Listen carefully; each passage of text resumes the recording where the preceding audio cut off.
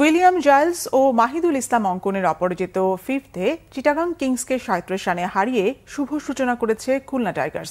মিরপুর স্টেডিয়ামে খুলনার ২০৪ রানের টার্গেট তাড়া করতে নেমে ১৬৬ রানে অল আউট হয়েছে চিটাগাং কিংস। টস হেরে ব্যাটিংয়ে নেমে উদ্বোধনী জুটিতে ৩৭ রান যোগ করেন মোহাম্মদ নাঈম ও William Giles.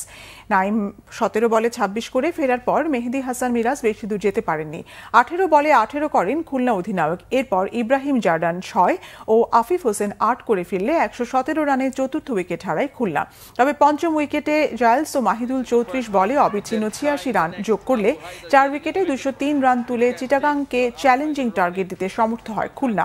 Australian opener Giles ৫০ বলে ৮ বাউন্ডারি ও ৩ ছক্কায় ৭৫, মাহিদুল ১৮ বলে হাফ সেঞ্চুরি পূর্ণ করে ২২ বলে ৬ ছক্কায় ৫৯ রান করে অপরাজিত থাকেন। জবাবে খুলনার ওশান থমাসের ৫ নো বলের সুবাদে প্রথম বলেই ১৫ রান এবং ওই ওভারে নাঈম ইসলাম ও পারভেজ ইমন ১৮ রান তুলে উড়ন্ত সূচনা করলেও ওভারেই শেষ বলে আউট হন নাঈম।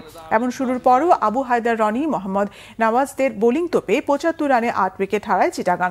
শামীম হোসেন পাটোয়ারি একা লড়ে ৩৮ বলে ৫ ছক্কায় ৭৮ করেও দলের বিপর্যয় এড়াতে পারেনি। আবু হায়দার রনি ৪ উইকেট নিয়ে বোলিং দলের জয়ে বড় অবদান রাখেন।